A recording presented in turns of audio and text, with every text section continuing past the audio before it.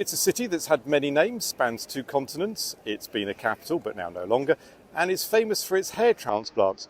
Welcome to Türkiye, specifically Istanbul, for this Flags of 50 Cities.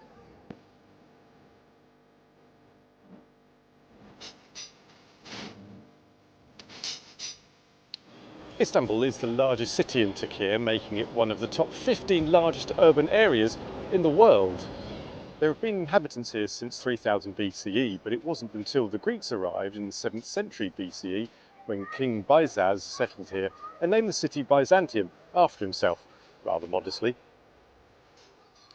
Byzantium became part of the Roman Empire in the 300s, where the Roman Emperor Constantine the Great rebuilt the entire city and declared that it would be renamed, yep, you guessed it, Constantinople.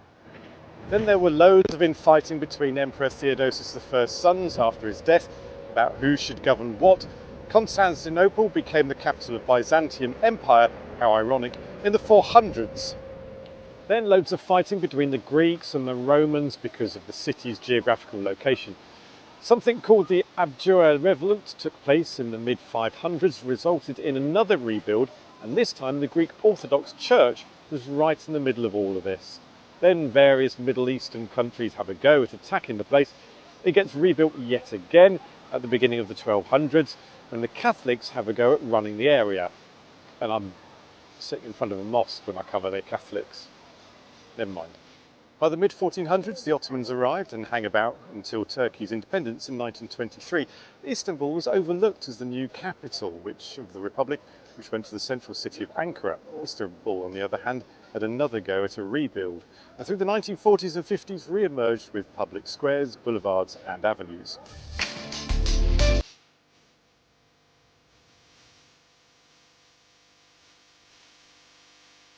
Population boomed in the 1970s, and in the mid-1980s many areas were added to the UNESCO World Heritage List. It even received the European Capital of Culture for 2010 by the European Union. Anyway, that's the history of the city. What about its flag?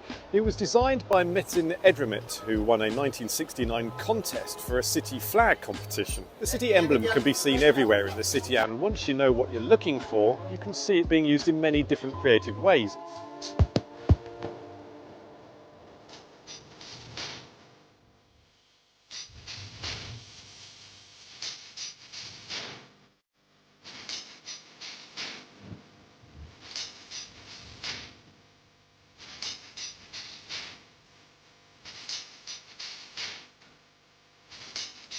The lower part of the emblem shows the Bosphorus, which separates the city into two, one half in Europe and the other in Asia.